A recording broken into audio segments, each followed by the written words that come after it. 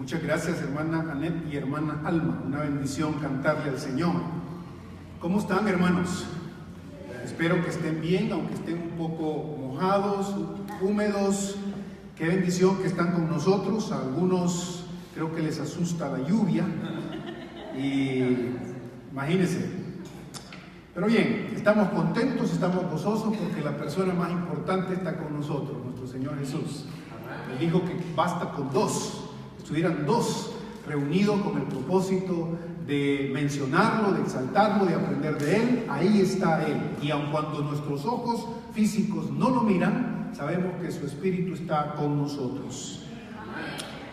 Continuamos nuestros mensajes, nuestra serie de mensajes sobre los milagros del Señor Jesús.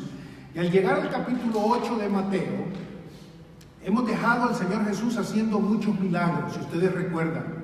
El Señor Jesús como el que hace milagros, como el que se compadece de la gente, como el que ama a las personas y las sana, las libera, les da salud, les saca el demonio, los malos espíritus. Los milagros han estado siendo hechos en abundancia. Ya hemos oído de cómo Él sanó a un leproso, de cómo Él sanó a aquel hombre, el siervo del centurión. Ya oímos también de cómo había sanado a la suegra de Pedro, y después de esto oímos de que muchas personas alrededor lo llevaban y venían con Jesús para que Él los sanara e hiciera un milagro con ellos, un milagro de sanación, un milagro de exorcismo, un milagro de liberación propiamente.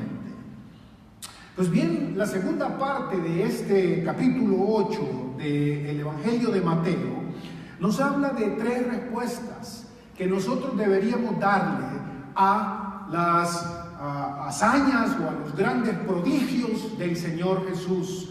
¿Cómo respondemos a los milagros del Señor? How do we respond to the miracles of the Lord? ¿Cómo respondemos? ¿Cómo responde la gente?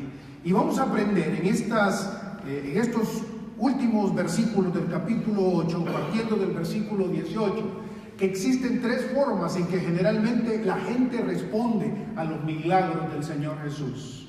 We're going to learn that there are at least three ways in which people respond to the miracles of the Lord. Tres maneras. Algunas de estas no son las mejores maneras.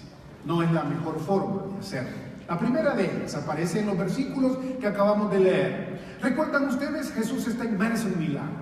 La gente ha visto muchos milagros. La gente está saturada de milagros. Ya vieron que Jesús hace milagros y que sana y que libera. Y de repente el tema cambia. Versículo 18. Al ver Jesús las grandes multitudes que lo rodeaban, ordenó que fueran a la ribera opuesta a sus discípulos, que se subieran a la barca y se fueran a la ribera opuesta.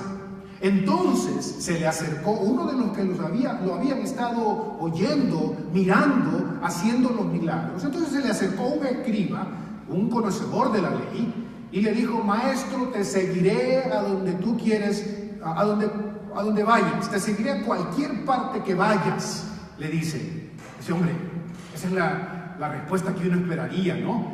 Cuando el Señor Jesús hace un milagro y le dice: me voy, tengo que seguir con mi misión. Aquí aparece alguien que le dice: yo voy contigo, Señor. Yo voy contigo, Señor. Pues sí, hemos estado llenos de milagros, cargados de milagros. Yo quiero seguir viendo milagros. Yo quiero seguir viendo portentos. Yo quiero seguir en esta vida sobrenatural. Yo quiero seguir en esta vida en donde lo sobrenatural es el pan del día, todo el mundo lo está viendo. ¡Y qué bendición! Y uno podría decir con el Señor Jesús: qué bueno, este es de los míos. Y sin embargo, lo que el Señor Jesucristo le dice a esta persona nos hace pensar que la vida cristiana no es solo y principalmente centrada en tener cosas sobrenaturales. El Señor Jesús le dice a este hombre: pensá lo que estás diciendo. Jesús le dijo: las zorras tienen cuevas y las aves del cielo nido, pero el Hijo del Hombre no tiene a dónde reclinar su cabeza. ¿Qué es eso? Pues no es el que hace milagro, pues.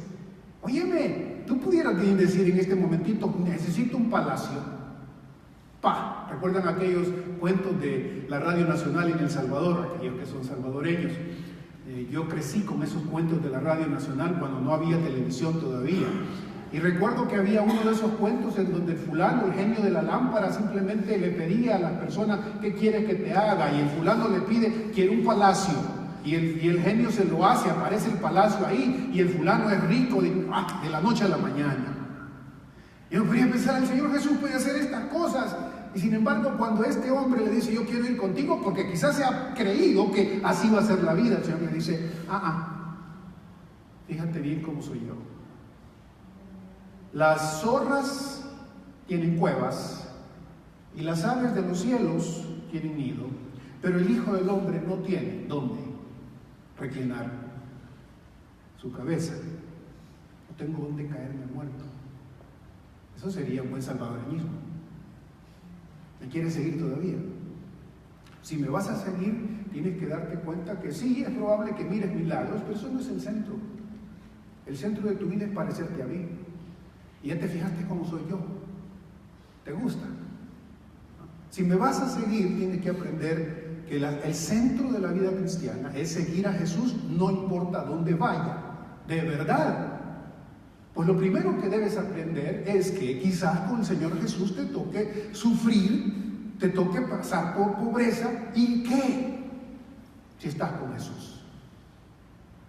Cuando las cosas se ponen a pensar así, realmente muchos empiezan a decir, no, usted, así no funciona la vida, ¿verdad? El Señor Jesús les dice, síganme pues, síganme. Entonces otro de sus seguidores les dijo, Señor mío, déjame primero que vaya a sepultar a mi padre.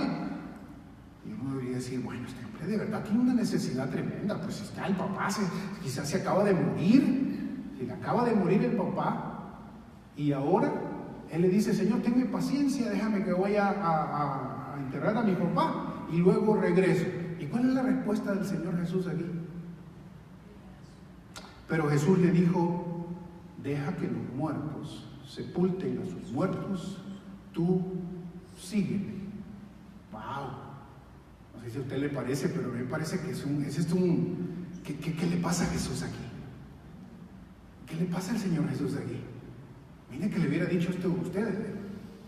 ¿Qué le pasa al Señor Jesús aquí? Es decir, Señor, yo no tengo, espérame, voy a ir a enterrar a mi papá y vuelvo y regreso. ¿Qué hubiera hecho? Es una petición bien sencilla y una petición quizás hasta cierto punto entendible, ¿o no? ¿O no? Pero lo que sucede y lo que el texto no nos deja claro completamente es que muchas de estas tradiciones y muchas de la cultura en la que el Señor Jesús vivía, este asunto de ir a sepultar al Padre podía tomar días, podía tomar semanas, podía tomar un buen tiempo, y en ese gran tiempo las cosas cambiarían. El Señor Jesús le dice, mira, si has entendido quién soy, si has entendido lo que yo hago, si has entendido lo que yo puedo hacer, a mí no existe nada, ni siquiera la muerte de tu papá debería ser tan importante como para comprometerte conmigo. Tú debes aprender a comprometerte conmigo, no importa qué, en medio del sufrimiento. Otra vez, miren, hermanos, estamos en medio de milagros, y el Señor Jesús no le dice, pues yo te voy a resucitar el papá. ¿Qué tal? Hubiera sido lo más fácil, ¿no? Igual como había hecho con aquel del siervo, ¿no le parece? Pero no lo hace así. Creo que la primera cosa que debemos aprender de cómo responder a los milagros es que algunas personas creen que la vida cristiana es solo de esperar y esperar, milagros tras milagros, y si no hay milagros, no lo busco, y si no hay maravillas, no estoy cerca de Él. Si el Señor no me hace una gran proeza, y muchas veces lo hace, pero si no lo hace, entonces no lo sigo. Entonces nos vamos. Entonces se van. ¿Cuántos eran estos? Una multitud enorme. Solo cuando hay milagros, solo cuando Dios me está haciendo algo bueno. Pero cuando Dios te dice, ven, comprométete conmigo, sígueme, sígueme a mí. Los milagros son importantes, pero para ti lo importante es seguirme a mí. Es en este seguimiento, pégate a mí, attach yourself to me. If you don't do that, you won't get it. No lo vas a entender. Esto es lo importante de la vida cristiana. Los milagros son importantes, pero no son lo más importante. Lo más importante es seguir a Jesús a donde sea que vaya, en medio del dolor, en medio de la pobreza, en medio de la enfermedad, en medio del rechazo, en medio de todas estas cosas. Los que no quieren entender eso, los que solo están para los milagros únicamente, Jesús los llama muertos. Deja que los muertos entierren a sus muertos. Déjalos que sigan con su vida de muertos. Tú, sígueme. Sigamos al Señor Jesús. Cuando hay milagros o cuando no los hay. Una segunda respuesta que aparece aquí es la respuesta famosa del pasaje. Recuerda, yo no tengo que leerle todos los detalles, solo déjenme contarle la historia y quizás leerle un par de versículos de la historia. El Señor Jesús se sube a su lancha, vivíamos allá en el lago de Apulo, en Ilopango. Se sube a su lancha con sus discípulos y van pasando por este mar se le llama, este mar realmente no es un mar, es un lago enorme por el que va pasando por la noche. Y junto con estos hombres que son pescadores, son expertos en navegación, por lo menos de ese mar, pescadores de profesión, van en medio y se desata una enorme tormenta. Y la tormenta es tan fuerte que los mismos pescadores piensan que se van a morir, piensan que se acabó todo, piensan que ya no hay esperanza. Yo no sé cuántos de ustedes han estado en medio de una tormenta en el mar, en medio de una lanchita. Tuvimos el privilegio de ir a Jerusalén hace algunos años y miramos los tipos de lanchitas que eran a las que se refiere este pasaje. Y es una lancha quizás del tamaño de la fila esta, de largo, poquito más, poquito menos, quizá, y de grosor quizás de 2 ringleras como las de este lado, en medio de un mar levantándose y pegándole con ganas. Yo puedo oír a los discípulos quizá gritándose los unos a los otros. Están en medio de la crisis, se van a morir, piensan ellos. Uno le grita al otro a soltar la soga, el otro así la vela, no, apúrate, mamado, nos vamos a hundir, ¿verdad? Y todo lo demás. Están desesperados, están en todo esto, ya no hayan qué hacer propiamente, y de repente se dan cuenta que en el bote va con ellos el mismo hacedor de milagros que acababan de ver, que había resucitado, que había sanado, que había exorcizado, que había hecho tantas cosas, y se dirigen a él quizás con el mismo espíritu, quizás con el mismo garbo, ¿no? A veces eso nos pasa a nosotros cuando estamos metidos en problemas. Cuando estamos metidos en situaciones difíciles, la vida nos presenta situaciones difíciles. Usted no me diga que no, todos pasamos por situaciones duras, difíciles, en donde se nos prueba realmente si somos dulces como aparentamos ser muchas veces. No, nos pasa lo de los bebés, ¿no? Nosotros tenemos mucha experiencia con bebés, porque ya con 3 nietos, imagínense, cuando usted está mirando a un bebé, cuando está bien contento, es la persona, el individuo más dulce, y la risita angelical y todo lo demás, ¿verdad? Pero un momentito le empieza el hambre, o se siente mal, en términos de segundos se puede convertir de ese angelito, ser angelical, se convierte, y usted sabe en lo que hace, puede despertar a cualquier mundo. Ruge, se pone rojo, patalea, gruñe, uno no lo conoce. ¿Quién es este fulanito? Probablemente en esa misma manera estaban aquí, acercándose al Señor. La barca se inundaba y le dice en el versículo 25: ¡sálvanos! que perecemos, sálvanos que perecemos. El Señor Jesús estaba dormido, por cierto. Una de las cosas más sorprendentes es que el Dios omnipotente, que no necesita, que no se cansa ni necesita dormir, ahora como hombre está dormido, duerme, está dormido, duerme, ¿no? Y yo no creo, fíjese lo que voy a decir aquí, yo no creo que el Señor Jesucristo se va a levantar malhumorado porque lo despertaron. Yo sé que a muchos de nosotros nos pasa así. Cuando estás dormido y alguien te despierta, apártese cualquiera, porque, ¿verdad? Yo lo digo con experiencia, hermano.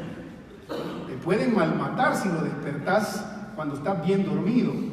Pero yo no creo que el Señor Jesús le haya pasado esto. El Señor Jesús está durmiendo en la barca, está confiado en la barca y esperaría, creo que Él esperaría que sí, sus discípulos lo busquen, sí, sus discípulos le oren, sí, sus discípulos le hablen, sí, sus discípulos entiendan que ya no pueden más con sus capacidades y habilidades y que lo vayan a despertar y le digan: maestro, ya no podemos, ayúdanos. Hubiera sido lo más normal. Por eso es que presiento que la manera en que estos hombres se dirigen al Señor Jesús es más como un reclamo. Es más como algo como queriendo decirle: tú estás tan tranquilo y nosotros nos estamos muriendo aquí, haznos un milagro.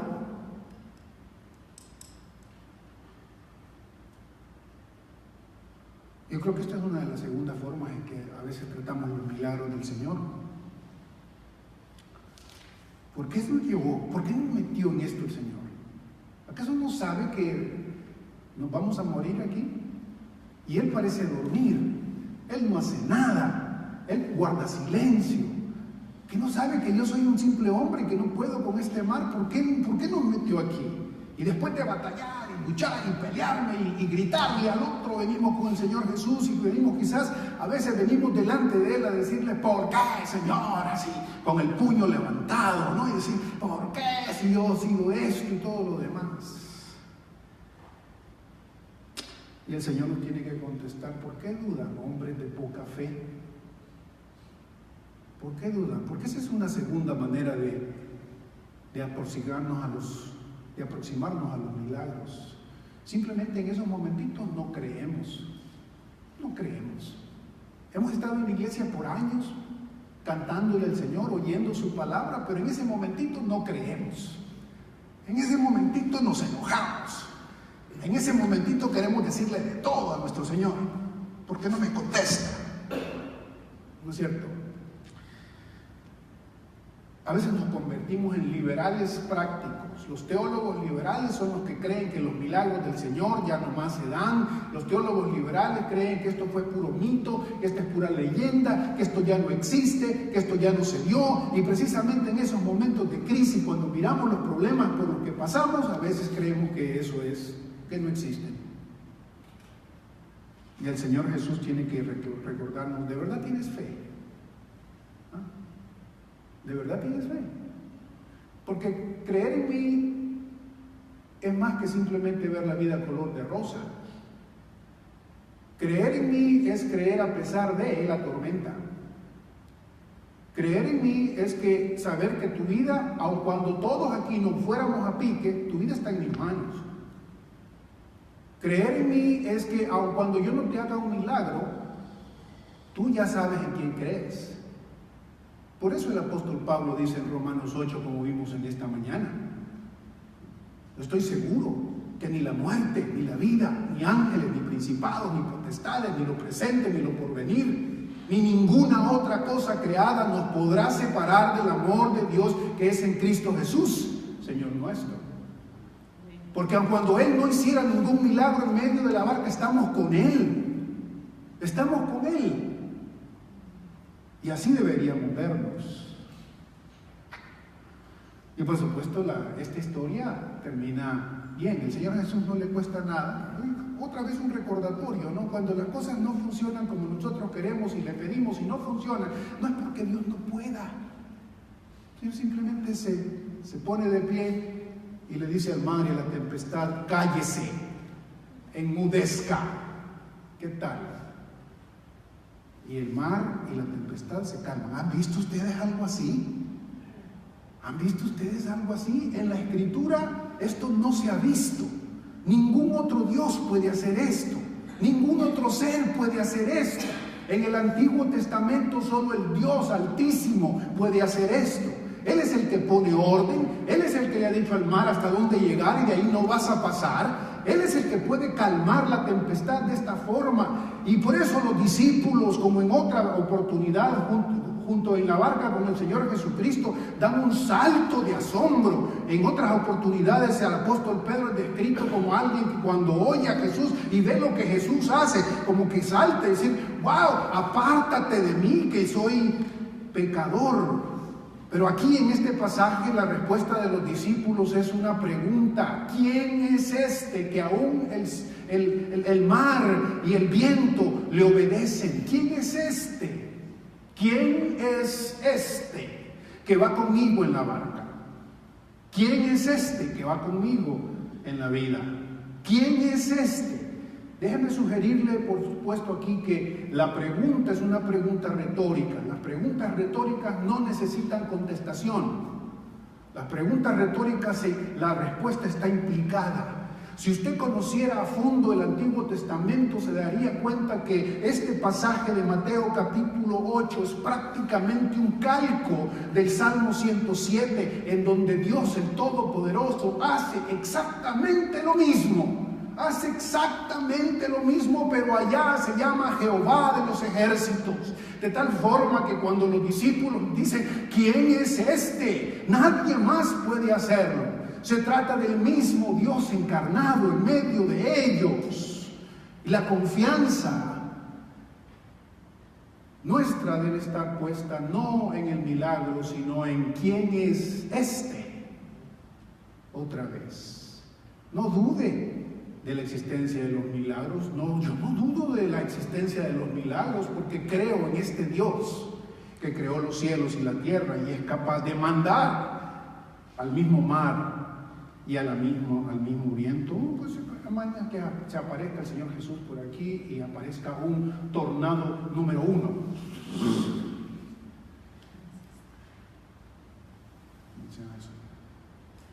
Desastre.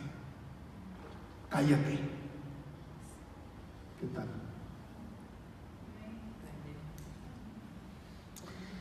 La última respuesta que aparece aquí, y que también es una historia un tanto larguita, no la voy a leer toda, pero ustedes la conocen. Es la historia de la sanación y el exorcismo de estos gadarenos que aparecen al final del capítulo 8. Finalmente el Señor lleva la barca al otro lado. Venían de Capernaum del norte, se habían subido en la barca a través de la noche, pasan, Jesús calma la tormenta y llegan a Gadara, al sur otra vez.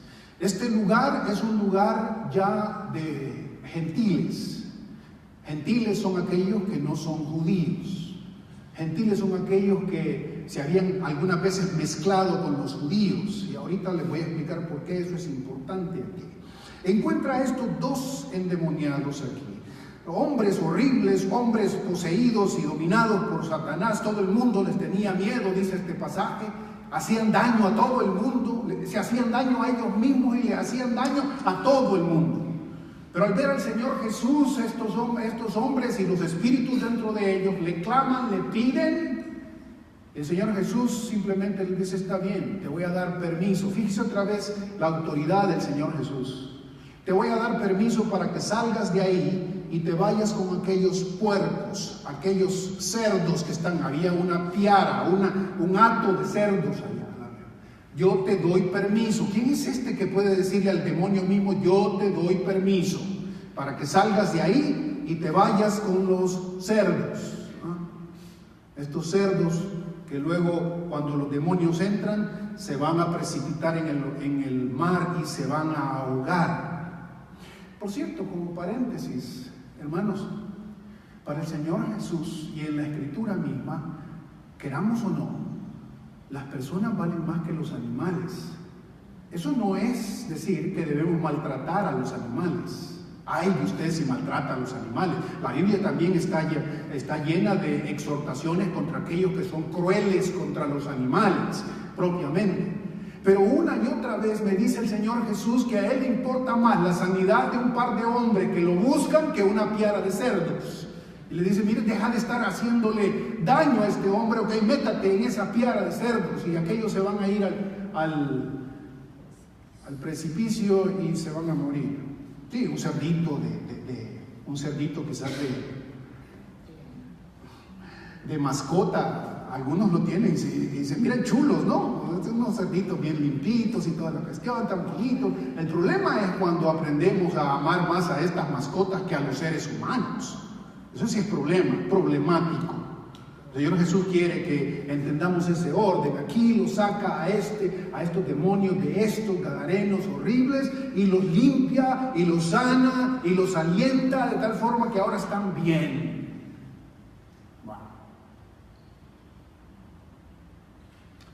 Se van corriendo al pueblo a decir lo que Jesús ha hecho, la gente que estaba cuidando los cerdos. Y luego sorprendentemente, para mí sorprendentemente, la gente viene con Jesús y empieza a decirle algo que yo no lo esperaría.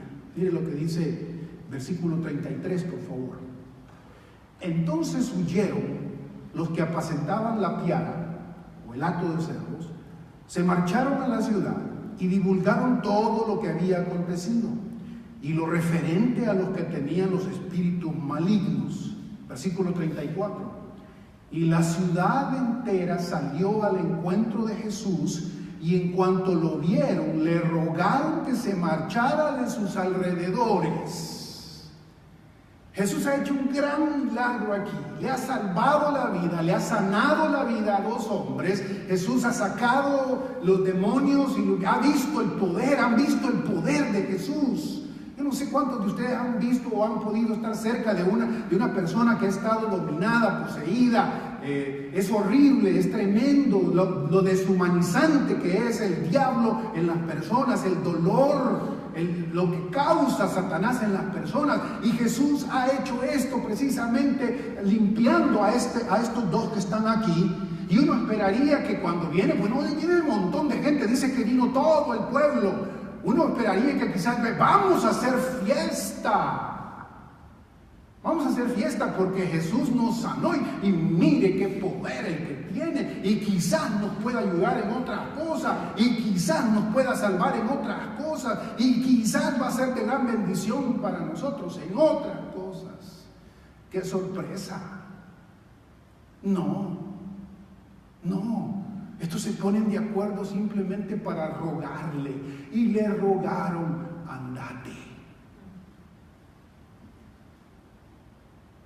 Andate, no te queremos aquí. Andate, ya vimos lo que puedes hacer y no nos interesa. Andate. ¿Por qué? ¿Será que esta región, por ser gentil, podían criar cerdos? Los judíos, ustedes saben, no podían hacer eso. Los judíos al cerdo no lo podían comer, no lo pueden comer. Mantener contacto con el cerdo es algo impuro para ellos, es algo que los separa de Dios. Esta región está llena de personas que eran gentiles, que ya no tenían problemas con los cerdos, y quizás los cerdos eran los que lo mantenían financieramente, económicamente. El trabajo propiamente los mantenía, y ahora viene a alguien que me ha hecho pedazos mi negocio en un momentito. Y como a mí me importa más mi negocio y no la salud de un par de personas, yo no te quiero, Jesús. Vete, no te quiero. Si te vas a meter con mi plata, no te quiero. ¿Qué importa que estos ya estén bien? ¿Qué importa que tú me puedas sanar? ¿Qué importa que me puedas levantar? ¿Qué importa el mensaje? No queremos oír nada de ti, ¿sabes? Y mucho me parece que esa es la respuesta que otros le dan a los milagros del Señor Jesús y al Señor Jesús como tal. Cuando me puedas dar muchas cosas y me puedas esto y me des lo otro y me des lo otro y me des lo otro, pero cuidadito con meterte con la manera en que yo me sostengo, porque si me pides más de eso, si me dañas en eso, andate, por favor, y le rogaron que se fuera de sus alrededores. Pero ¿saben qué? Y con esto termino. Lo que más me impacta a mí de este pasaje en relación con la actitud de Jesús es que Jesús no se impone.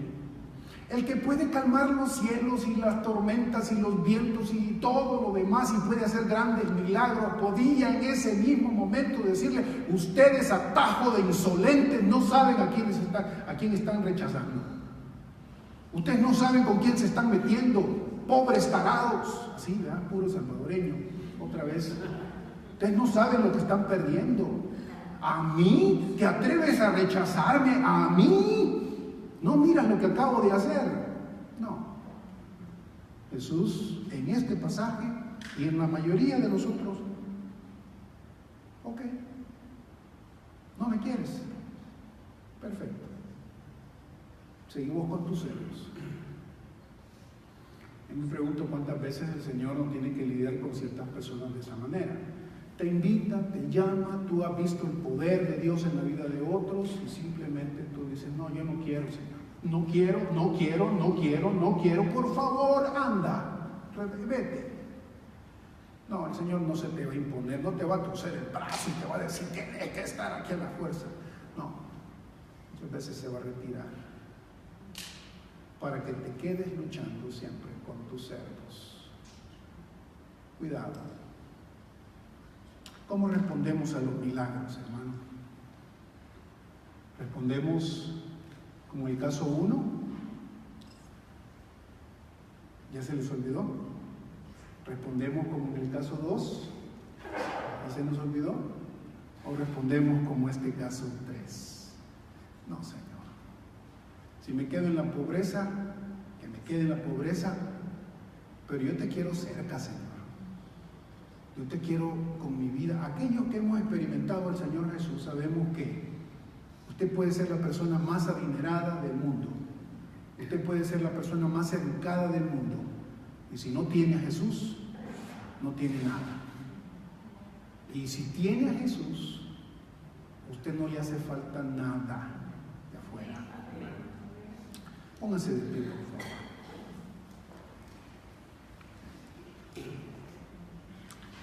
Padre, muchas gracias por tu palabra en Mateo capítulo 8. Te alabamos, Padre, por la bondad de tu Hijo, nuestro Señor Jesús. Te damos gracias por la invitación que nos hace a seguirle. Te damos gracias por la pregunta que nos hace a si tenemos verdaderamente fe. Y Padre, te doy gracias también por su deseo de hacernos bien, aún cuando muchas veces le pedimos que se vaya de nuestros alrededores. Padre, en el nombre de Jesús, tu Hijo, pedimos perdón si alguna vez hemos caído en alguna de estas respuestas. Señor, en realidad como tus hijos, quisiéramos pedirte que nos permitas seguirte, aún sabiendo que no tienes dónde dormir, aún sabiendo que habrá problemas. Aún en medio de la tempestad, Señor, y aun cuando a veces tú pareces dormir, confiamos en ti, Señor. Aún, Señor, en medio de la muerte, queremos confiar en ti, que tú eres capaz de resucitarnos de entre los muertos. Y Padre, en el nombre de Jesús, te suplicamos que nos perdones si alguna vez se ha pasado por nuestra mente el decirte: no te metas en esto, Señor, porque nuestro deseo y nuestro corazón es que tú estés metido en toda nuestra vida. Es que tú, Señor, estés cerca de nosotros, liberándonos, sanándonos, corrigiéndonos, enseñándonos, permitiendo ver, Señor, tu bondad con nosotros, aun cuando eso nos cueste el sacrificio de otras cosas, de otras banalidades, Señor. Ayúdanos, Padre bueno, a invitar a Jesús y no a rechazarlo. Permítenos ver tu buena mano sobre nosotros. En el nombre de Jesús oramos. Amén y amén.